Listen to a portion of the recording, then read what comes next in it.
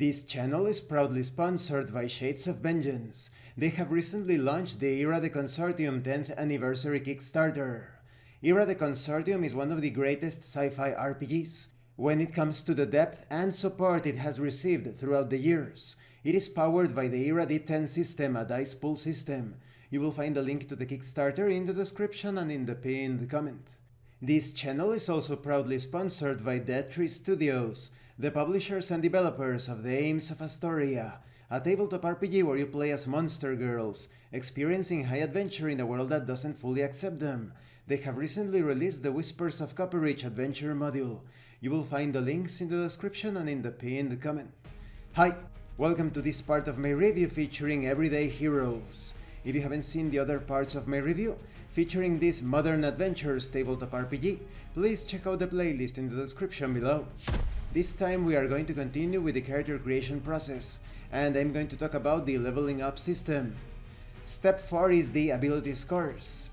Ability scores are like a hero's DNA, representing a hero's natural physical and mental capabilities. They form a foundation for a hero's strengths and weaknesses. Each ability score ranges from 3 to 20, with 3 representing a human minimum and 20 representing a human maximum.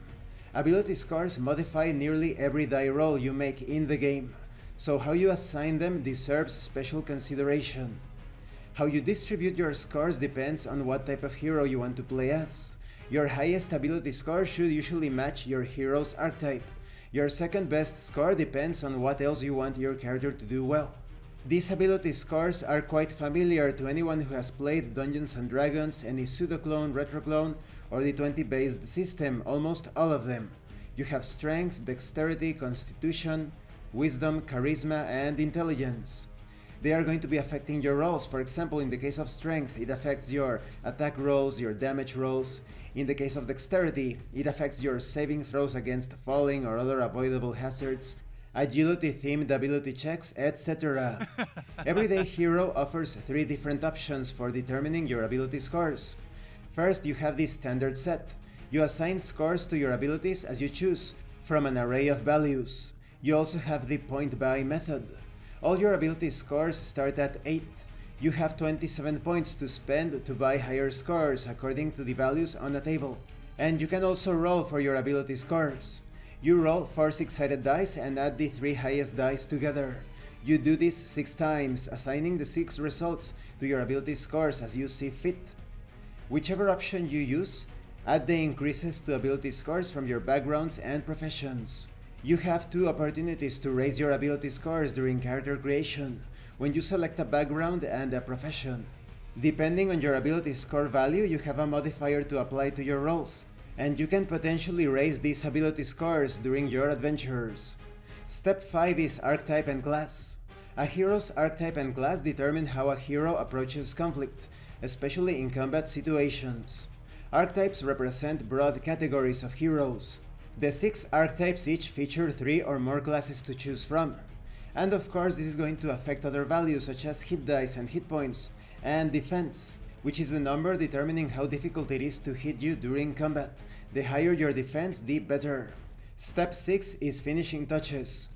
This concerns your persona. Everyday Heroes isn't just about numbers or making dice rolls. Deciding your hero's personality, style, look, and other details is a huge part of the storytelling in a role-playing game. Well, you can tell a story after the session. Yes, you can tell a story about the session that you have just played.